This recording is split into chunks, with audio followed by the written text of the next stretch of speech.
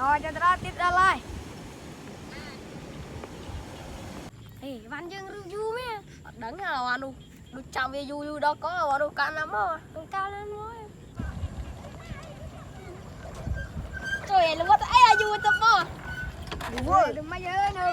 Chào cái đây luôn tí rồi. Này, nào bắt nè. Em văn này. Văn này tụi mua tí rồi. Rồi.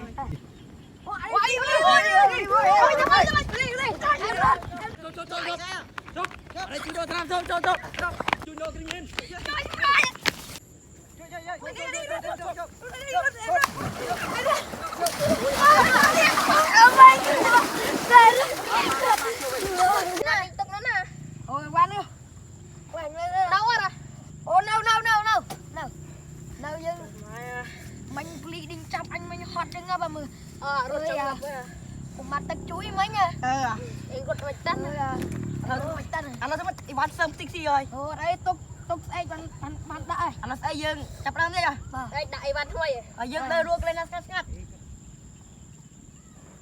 đi chập vào đây ngược ban mình đái à ngắm sân dừng beli mình chập bàn mà đi không cho beli gì vậy hơi mong vào đây không phải chỉ mưa lưới coi chầm dừng hà beli mong mình bài cho bài gì mày